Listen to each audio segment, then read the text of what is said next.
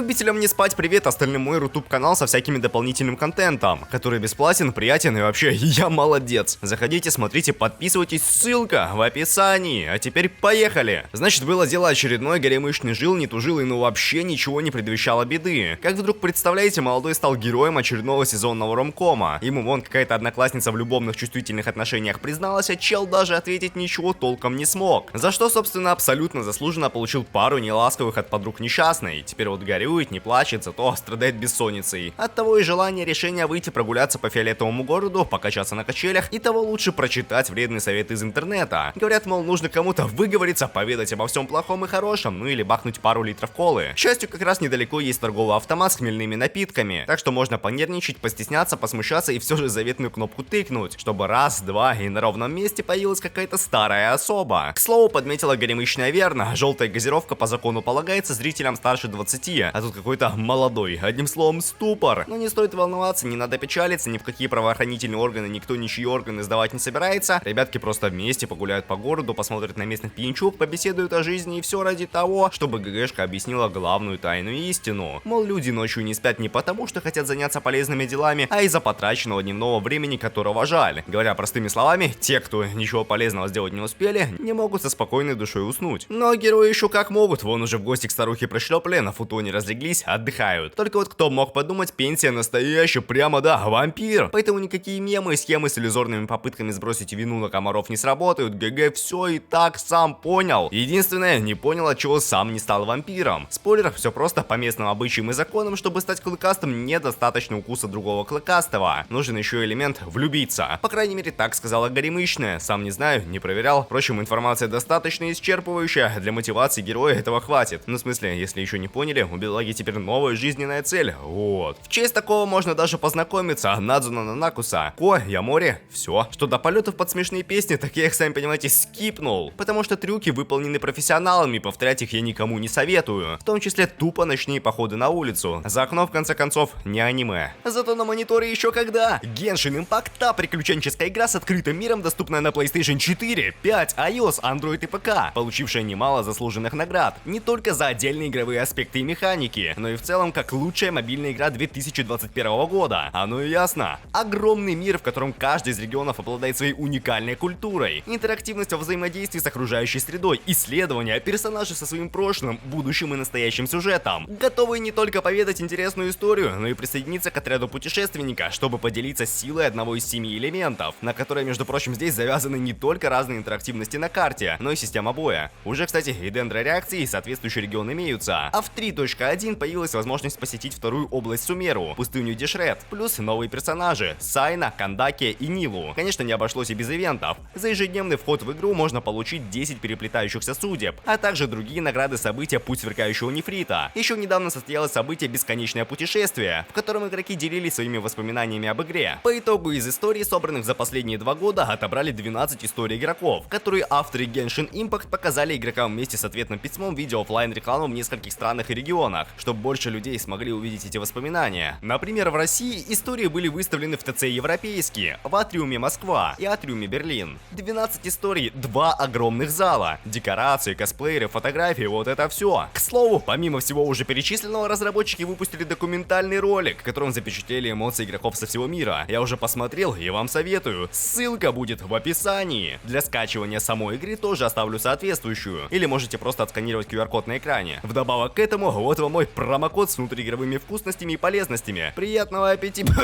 приятной игры. Из важного, у ГГ вкусная кровь, а ночью особенно. Из не особо, горемычные уже неизвестно который час, неизвестно которую ночь ходят, бродят, не могут друг друга найти. Ну, вернее, как Ямори ищет Надзуну, в то время как она тупо ищет любую еду, а не конкретно его. Короче говоря, так можно сколько угодно заниматься бесперспективными походами, поэтому лучше обменяться номерами контактами для упрощения связи. Правда, видите ли, беда, у горемычной даже мессенджеров нет, зато у меня еще когда называется Telegram. Так что подписывайтесь, включайте уведомления, ставьте класс и вот это все. Конечно, если у вас есть хоть какое-то электронно-вычислительное устройство, а то у Нанакуса элементарно телефон отсутствует. Зато присутствует настоящая труба, приобретенная в далекие годы для того, чтобы было. Ну, ладно, было и было, пора спать и заодно есть. Но тут, понимаете, ГГ ломается, кровь давать не хочет, потому что ревнует, обиделся на ГГшку, которая искала пропитание где-то на стороне. Но она что? На самом-то деле искала его, проще говоря, Сёнэн, романтика, сверхъестественная, вампиры, обед. Между тем, наступила очередная ночь, на которую Код додумался притащить часы. Да не простые, а модные с рации. Такие же, говорит, у него уже были в детстве. Правда, друзей, чтобы играть в шпионских шпионов, не имелось. Потому в один прекрасный день чел тупо оставил второй циферблат где-то на ящике, чтобы с нашедшим штучку рандомом обменяться мемами. Благо, до этого недолго чел так ни на какие сообщения не решился. Впрочем, кому какое дело, ведь главное, что сейчас все есть, разговаривать можно, и смеяться, и летать, и еще раз летать, и вот да, музычка такая типа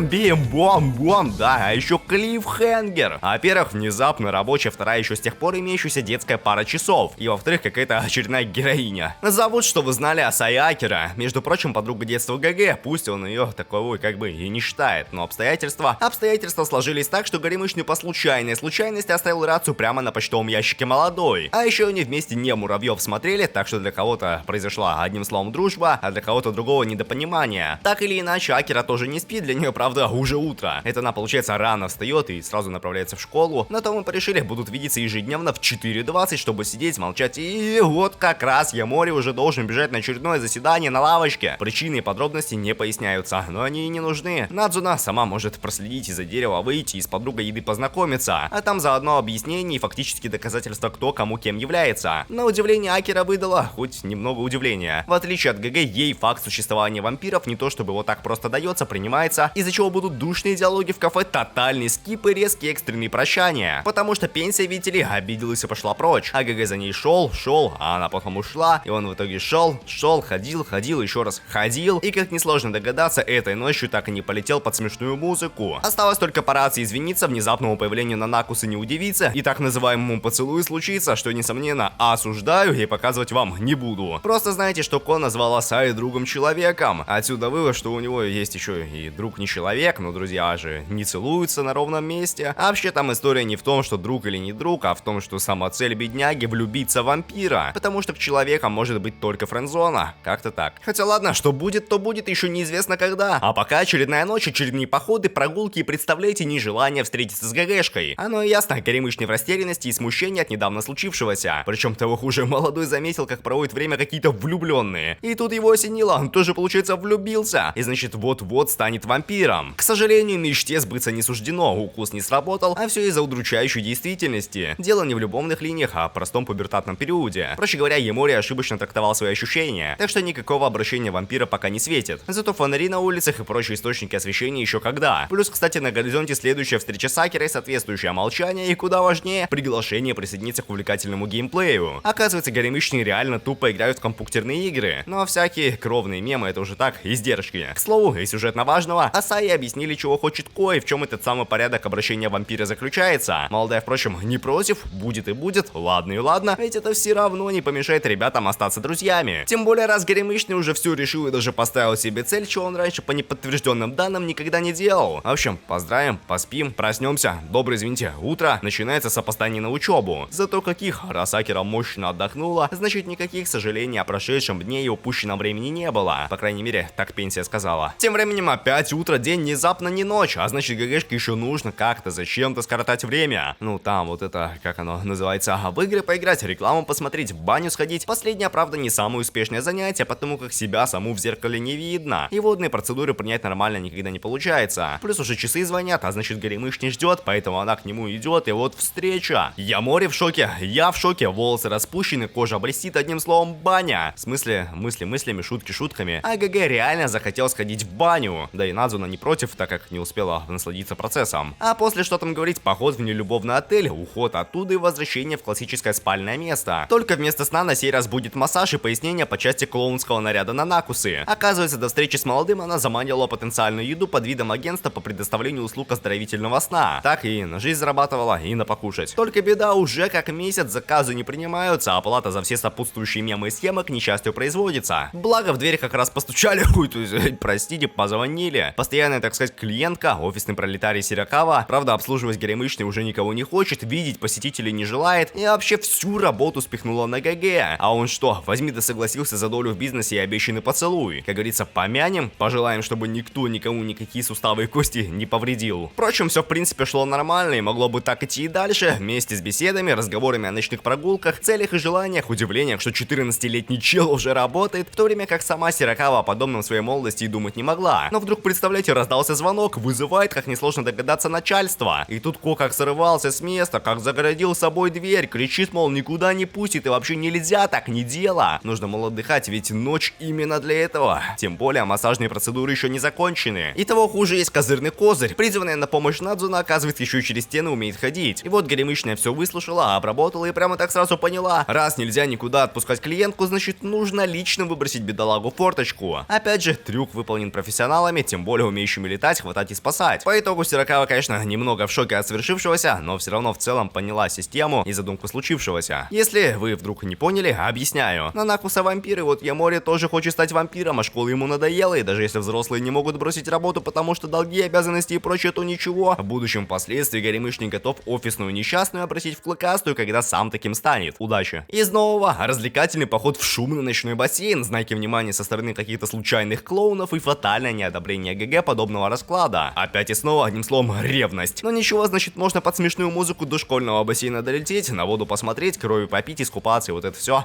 Далее по плану случайная встреча с Сирокавой и банка газировки благодарность за все ранее случившееся. Спасибо, пожалуйста, пока горемычной нет, можно посидеть, поглядеть на всяких там прохожих, среди которых, что вы думали, только что случилось любовное недопонимание. Причем женская половина ситуации чего-то вдруг уже направляется прямиком к ГГ. Представляться не стала, но я скажу, зовут Цери. Ее, понимаете ли, вообще все происходящее душит, жить, мол, скучно, развлечение с парнями тоже не развлечение. А беда такая, что и рассказать некому. Так что напиток изымается. Ну, тут Ямори даже подумать не успел, тупо пошел за уходящим пойлом. А в конце дороги, кто бы мог подумать, тупик, пустая банка и почти свершившийся укус, потому что тварь, оказывается, тоже вампир. Но ничего, Надзуна вовремя прилетела, руку отделила, пару нелестных слов в свой адрес получила. И могли бы тогда мы и дальше танцевать и устраивать вампирскую резню, но тут, сами понимаете, бюджет не резиновый. Да и Кабара уже прилетела за горемычным, чтобы забрать его куда подальше. Пункт назначения — сходка вампиров. Цель встречи — обратить Ко. Потому что человеки, знающие про клыкастых, очень опасные. И таких лучше либо делить, либо переманивать на свою сторону. Благо, вот эти все мемы и схемы с влюбленностью вполне реальны. А чего в процессе эволюции вампиры во внешности преуспели и всяким модным обольстительным штучкам обучились. Неблаго, на ГГ ничего не действует. Хайпующий оплесий на Ника не интересует. Мидори так вообще получила категорическое нет впервые в жизни. Ну а Хацука даже не пыталась. И того, пока говорили, общались, уже время прошло, главная пенсия прилетела, а там и на свои места все расставилось. Если коротко, из всех вампиров Нанакуса самая шизичная. Ей единственные шутки ниже пояса не нравятся и вообще вызывают неподдельное смущение. Ямори, в свою очередь, тоже тут еще кринж, потому что больше привлекает сестра по разуму, чем вот эти все остальные дамы. Так что до заветного момента обращения он готов ждать столько, сколько потребуется. Ладно. То есть, простите, извините, прошу прощения. Ничего вообще не ладно. Оказывается, если человек не обратится в вампира спустя год после первого укуса, то появится так называемый иммунитет. Проще говоря, вариант с ожиданиями да неизвестно когда категорически не подходит. Вот. Да, теперь ладно. Спасибо за информацию, не стоит благодарности. Поставьте лайк. Кстати, если вы не забыли, за массаж кроме денег полагался еще поцелуй. Держите. И вот вы, наверное, не спросите, а что же дальше, если вампиры предпочитают делить тех, кто слишком много знает. А я вам скажу, нужно поведать обо всем Акере, чтобы она удивилась. Напомнила, что на мемы и схемы с обращением меньше года, чтобы все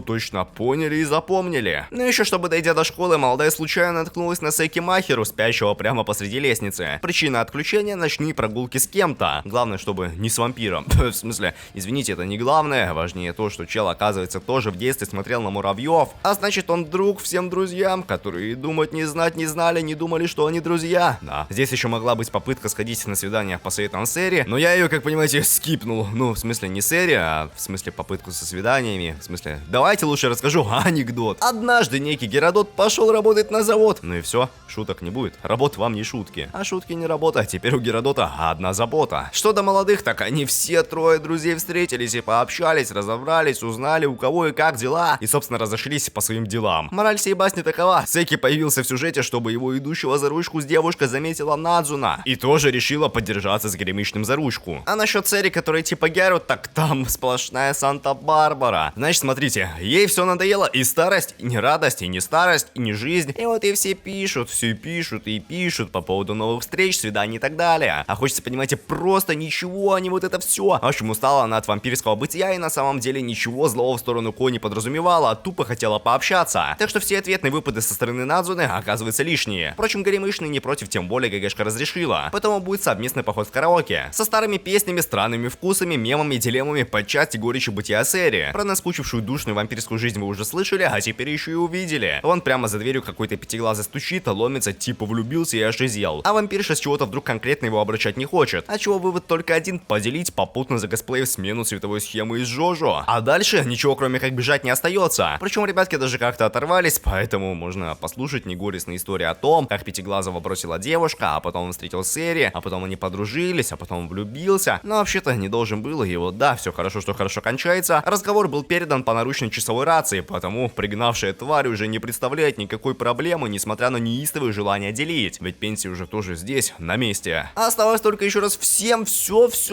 прям вообще все высказать, объяснить, порыдать, поплакать. Мол, ну как же так-то, господи, что ж за напасть такая? Ну что, наконец-то представившийся по имени-отчеству Акияма и не против подобного расклада. Ну, станет и станет, ну, вампир и вампир. Зато смотрите, а можно потом будет все вместе в караоке сходить, и зрение чудесным образом улучшилось. И Горемычный всей сложившейся ситуации, наверное, тоже несказанно рад. Получено новое достижение — сваха. Следующая по плану по списку история с Мидори. Она, представляете, работает в кафе с горничными. И там как раз нужны новые труженицы, а из знакомых у бедолаги только вампиры, которым из-за врожденной вульгарности вход заказан. Хотя есть, конечно, один вариант, который как раз идет прямо по курсу. В принципе, Надзуна даже согласна, и Мори не прочь посетить анимешное заведение. Тем более за это еще и платят. Потому нужно выслужиться, показать себя во всей красе со всех сторон, и вот это все. Самому же Горемычному заказ принесла какая-то Ариса. Говорит, много, по делу мало. Из важного только то, что когда-то она была первой по популярности в местном кафе, но потом пришла мощная, модная Мидори и заняла пьедестал славы. Если думаете, что информация ненужная и бесполезная, то зря думаете. Потому что тут же, в тот же вечер, представляете, беда, кто-то слил в интернет фотокарточки Арисы, запечатленные в самых странных и неожиданных местах и ракурсах. Как говорится, без следователя здесь не обойтись. Займется делом, сами понимаете кто. Ход мысли и кринжовые попытки что-то понять я, конечно, пропущу. Единственное, что вам нужно знать, достижение детектив получено успешно. Оказалось, Шизика сама себя фотожабила, чтобы повысить личные рейтинги. Но ничего, никто ни на что не в обиде, потому что, как верно подметила Мидори, шиза тоже разновидность нормы. Это, одним словом, нормально. Минусы случившимся тоже есть. У Нанакусу теперь есть новая постоянная работа, и она будет получать, представьте себе, не поверите, деньги. По такому поводу в доме даже появилась кровать и еще куча всякого бесполезного хлама. Короче говоря, в отделении массажа и здорового сна происходит повышение качества услуг, что, несомненно, отличный повод прогуляться в поисках новых клиентов. Только вот никто представить, подумать не мог, что первая случайная женщина окажется неким детективом, который законом в отношении труда несовершеннолетних пригрозить может и про местоположение Пятиглазого Акияма узнать хочет. Страшно, нервно, простите, извините, ГГ впервые о таком слышит. Ну и ладно, вот тогда оплата счета, а сдачу можно оставить себе, чтобы купить, понимаете, пойло для ГГшки. И снова ночной поход в школу всей компании друзей предложил Махеру, он же всякие страшилки, пугалки рассказывал, пока ребятки по кабинетам бродили. Даже вот это, да, вспомню какую-то старую небылицу про пропавшего с десяток лет назад учителя, который, кто бы мог подумать, как раз ждет в классе какую-нибудь свою жертву. К счастью, все обошлось, и Мори выкупил, что перед ним пусть и некрасивый, модно привлекательный, но самый настоящий вампир, а значит можно и прямое попадание стулом оформить и о здоровье и самочувствии Акира поинтересоваться. Но куда важнее, на горизонте объявилась та самая пятиглазая детектив. Всякие риторические вопросы задает, витиеватые фразы выдумывает, а на практике все просто и прозаично. Дамочка реально занимается делами о пропаже людей, которые часто оказываются связаны с вампирами. Поэтому-то она все фокусы и приколы знает, и кровь у нее почему-то невкусная. И кольцо серебряное имеется, вообще прошло уже 10 лет, как чел не пил людской крови. Поэтому все равно бы скис, а помощь была так, чисто ради того, чтобы последние секунды несчастный прожил человеком. Ответов на вопросы Кони будет, потому что не ему их задавать. Горемычный по факту сам ничего про вампиров не знает и думает, что это хихоньки-хахоньки, шуточки, мемы, а на практике зверюги крайне категорически критически опасные. В честь чего всем ребятам от танка достались визитки. Как говорится, если что, звоните, пишите, подписывайтесь. А ГГ пока поговорит со всеми, чтобы разобраться в своих мыслях. И с другом, и с Горемычной. И все вот это того, что, как вы понимаете, скипнул. Смысл один очень простой. Гемори окончательно запутался и вообще не понимает, хорошо или плохо быть вампиром, или вообще кто они, куда, где, почему, зачем, за что, за какие такие грехи. Вывод один: нужно звонить Анка, назначить встречу и знать напрямую обо всех вот этих модных методах деления кровопийцев и причинах следствиях. Если коротко и по делу, вариантов всего два. Либо Ко станет вампиром, и тогда детектив поделит его, либо он откажется от дурной затеи, и тогда так и быть. Чтобы защитить мальца, Пятиглазый пересчитает всех представляющих угрозу клыкастых до единого. Ладно, простите, есть еще третий вариант. Если ГГ не может понять и осознать всю серьезность бытия, поможет в этом вызванная на место полиция. А то здесь какой-то 14-летний шкет посреди ночи после комендантского часа ходит, бродит, устраивает беззаконие. От такого только и остается, что бежать и не оглядываться. Правда, оно и не нужно, ведь тут как тут на площадке, на горке, на пригорке, откуда ни возьми, взялась Хацука. Ну, это та из вампирш, которая самая немногословная.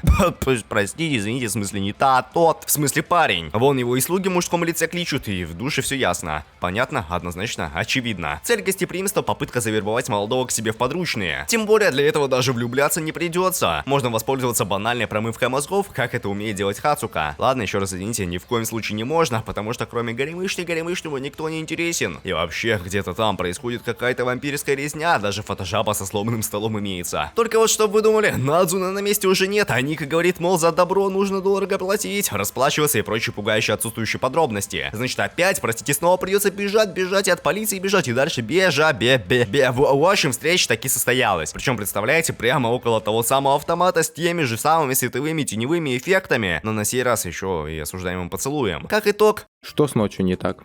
Почему все фиолетово-синее? Если вы не знали, ночь выглядит примерно вот так. Угу. И в Японии также. Смотрим, короче.